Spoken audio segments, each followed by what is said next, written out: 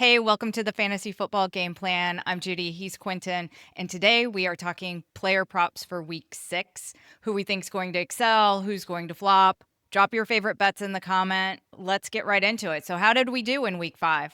Yeah, we had an awesome week last week. If you bet along with us, we were up 7.5 units. And we had a total of 6-3 record. We hit on 2 of our anytime touchdown bets. T. Higgins and Dave Montgomery came through for us.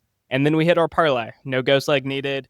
We hit all 3 legs of that. So that really kind of carried the winnings there. But for the season, we have started on a hot streak. We are up 17.6 units. So if you've been betting $100, that would be about $1,700 profit right now. So let's see if we can continue this roll. I was disappointed that my longest touchdown bet did not hit last week in that Tampa Bay and Seahawks game. Yeah, I think they got tackled on like the 2-yard line and couldn't quite make it into the end zone, and I was pretty they did upset. that multiple times. Think they had Yeah, like 9 explosive plays and they just couldn't convert them to touchdowns. But the process was right there, but it just didn't was. quite get the result. I enjoyed rooting for it, so at least there's that, and we were still up on the week. What are we liking this week? I guess I can kick it off. I have one that I like, and that's Travis Hunter over 3.5 receptions at a -113. The last 2 weeks, he's been right at 3 receptions, but this week they're playing the Seahawks, and I think they're going to be pushed a little bit to pass more. And on top of that, the tight end Brenton Strange has been placed on IR, so Travis Travis Hunter is going to be asked to step into that role a little bit. Brian Thomas Jr. is struggling, and they need this rookie to step up and make 4 receptions. Yeah, we brought up on our last video about how Travis Hunter is going to fill their injury gaps on offense or defense. And especially with Brendan Strange out, I like him here to kind of shine more on that front. Yeah, I do too. So I've already placed this one. What else do we have? So the other one that I'm going to go with last week, we took the New Orleans running backs and we were targeting that Giants defense. Kendre Miller came through, but Kamara kind of had a day. But I kind of like that of just targeting the defense. And the defense I want to target this week is Miami's rushing defense. But we just saw Rico Dowdle run for 205 yards on this Miami defense, and they're not really going to get any better. They're playing the Chargers, which the Chargers have 2 backup running backs in there. I mean, they lost Najee, they lost Hampton, but these lines are just so low. They're mispriced because there's not a clear lead back. So Hasan Haskins' line is at under of 34.5 rushing yards, and Kimani Vidal's is at 30.5. Really, I like both of these because in total, I think the running backs for the Chargers are going to have more than 65 yards. Worst case scenario, I think one of these hits and then you're net neutral, but I think there's a really good chance that both of these hits and you're up 2 units. These totals are crazy. Yeah, Yeah, 34.5 and 30.5. they can do that. And I I mean, with the amount of missed tackles on that Miami defense, those guys just didn't look like they wanted to play. They didn't. No, this is surprising. I love this one. This is great Um, for both of them. and then the quote from Jim Harbaugh, too, when talking about his running backs, was they both played well when they had to come in the game. I think it's both their time to shine. So I think we're seeing a true 50-50 split. And I think given 50-50 split, they can both hit over 30 yards. Yeah, leave it to Harbaugh not to give us any clarity.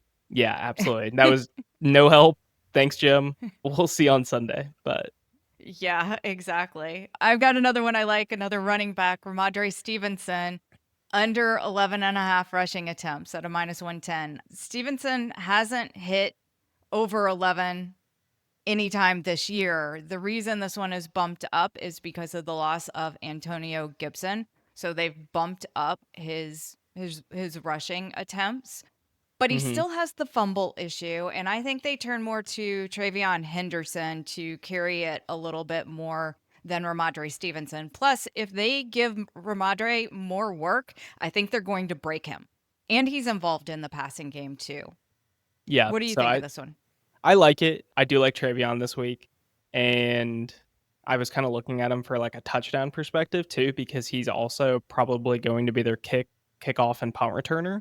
And he's really been really Rhamondre dangerous or in those. Travion? Travion, just for a Okay. Travion touchdown.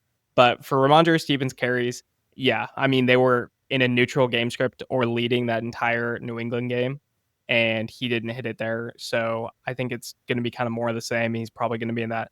I think he probably gets around like 8 or 9, but you still have I think plenty of so room too. for at that 11.5 line. Yeah. And then another one that we hit last week was the McMillan for Carolina, his over 4.5 receptions. Actually, I think last week it might have been 3.5. This week it's 4.5. Or that's what I've been seeing on other sports books. I can't get it at DraftKings yet. I don't know why, but it's Thursday, and we've talked about how they wait a little while to set some of their player props. So I'm looking for the T-Mac reception line because I do like it against the Cowboys. Yeah, and I don't think those wide receivers, the other wide receivers getting healthy, like Jalen Coker, I saw they had a receiving line for him, so they think he's playing. And I don't think that hurts him or kind of cuts into his receptions at all. This is such a small line for his target share in this offense, and that entire offense should see a boost. Yeah, I think so too. What do we have for touchdown scorers this week? So McMillan didn't quite make the cut. I do like him. I think he's a fun side bet, but he's not going to be one of the bets that we're listing here. The first one I wanted to start out with as kind of the let's lock it in. I think this is a undervalued running back. Christian McCaffrey, minus 150. That is just too much of a value for Christian McCaffrey. We're not too far removed from that like 17 game stretch, I think, where he scored a touchdown in every single game. And so minus 150 is just way too low. I know he doesn't have a rushing touchdown yet, but there's like no one else. I saw that Jennings is still missing practice. They're not expecting Pearsall to play, so that's just going to be Chris McCaffrey. You line up as slot receiver, you line up as a backfield. He's going to be all over the field touching the ball. I think so too. Yeah, going against Tampa Bay, and Tampa Bay, they can give up a rushing touchdown. Yeah. Honestly, I think if the 49ers score 2 touchdowns, he is a good chance to get one of those. So I Definitely. like the And I minus think they'll 150. yeah, and I think I think they will score 2 touchdowns. He's got to get one of them. Yeah. The second person that I like, kind of in that mid range, I really like Tucker Kraft this week against the Bengals. The Bengals have already allowed 4 touchdowns to tight ends, and Tucker Kraft is better than any of the tight ends they've played so far. He's one of the most reliable options for Jordan Love in this entire Packers passing attack. And really, I just think this is a good spot coming off the bye. He was a little bit banged up in those games leading up to the bye, so now he's finally healthy again, in a great spot to show out. Yeah, I'm kind of excited to see what the Packers can do coming off of their bye, especially against a pretty weak defense in the Bengals, because they didn't look really their offense didn't look like it was meshing going into the bye. So they got to look better this week on going against the Bengals. Yeah, I think the Bengals is a good get right spot here, which kind of leads me into the next spot of why I think, because I think this Green Bay team is going to have the ball a lot. I think it's going to be very lopsided. My next touchdown is actually the Packers defense at plus 450. And so Joe Flacco is coming in with about 3 days to learn this offense, and he's playing against the Packers off of a bye at home. And Flacco just got benched for throwing 6 interceptions in 4 games, and now we get him against a really good defense on a terrible offensive line. I don't think Flacco's going to look better than Browning out there.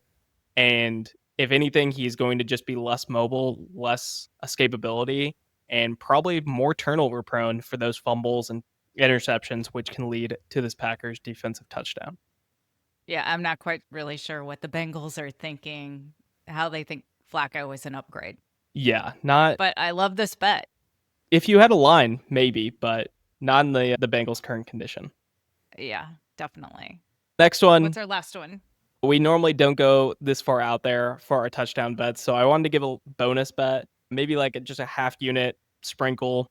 But Luke Schoonmaker for the Dallas Cowboys, tight end 2 for the Dallas Cowboys. His name doesn't get called often, but when it does, it's typically in the red zone. And he had equal snaps to Jake Ferguson last week in that win. He just wasn't getting the targets. He's more of the blocking tight end for the Cowboys. But that's kind of been Carolina's kryptonite. So Carolina's kryptonite in the past 10 games has been that second tight end on 12 personnel. In the past 10 games, here's a list of some players they've given up touchdown to. Noah Gray twice, Hunter Long for Jacksonville, Payne Durham for the Buccaneers and Grant Calcaterra for the Eagles. So it's whatever role this is for those teams. And I just like that he's on the field. He's going to get this opportunity. And it's kind of worked out. So plus 750, it doesn't hit often, but I think against these Panthers, it's something that we can attack. I like it. I like those odds too. What's our parlay? So our parlay, we want to continue the hot streak on the parlay. So we have Calvin Ridley over 44.5 receiving yards. That is a minus 112 leg. We talked about it a little bit on the DFS show, but he sees a 9% target share bump in zone coverage compared to man. And that's basically what the Raiders live in. They play zone coverage at some of the highest rate in the entire NFL. Last week, he saw 10 targets, converted that for 131 yards. So I think 44.5 is just kind of an outdated line. I do like this one. Tennessee coming off the win, they've got to be pretty excited. And now going into Las Vegas, I feel like this is kind of crazy, but a fair matchup between the two teams. So they should be in it, and they should be trying to get it to Calvin Ridley. And the Titans have shown us that they're more than willing to let Cam Ward throw it. Yeah, absolutely. And the Raiders have a sneaky good running defense too. So I don't think Tony Pollard or Tajay Spears is going to be very effective. And it's really just going to leave Ridley and Io Manor. And Ridley's kind of the dominant in zone against zone coverage. Yep. All right. So what are we pairing it with? So next one, this is the one where I kind of wish we had the Ghost Leg promo in, because I can see just one play going wrong and kind of messing this up. It's a little risky, but you're going to be watching the Saints game a lot more closely if you go with Spencer Rattler under 0.5 interceptions. So basically to not have an interception, minus 110. And he's just been playing clean ball all season. He has one pick on the season. He's been playing a lot better than I've expected. And kind of just that Kellen Moore scheme. It's very high pace of play, short, quick routes that the defense, I don't think he's actually asked a lot to read a lot. It's just make this quick decision. If it's not there, don't take it and kind of scramble, see what you can get. But it's not asking a lot for Rattler, and I think he's playing well within the system. All right, I'm going to be on like the edge of my seat watching Spencer Rattler. Yeah, for that no, game. When I was putting this in, I was already having nightmares that they're down 6 and they have to go for a Hail Mary and it's a worthless interception at the end. That's the nightmare case. But you're going to be sweating the Saints game, which can add some excitement for your NFL Sunday. And I like it here. I think it's a good value. Fair enough.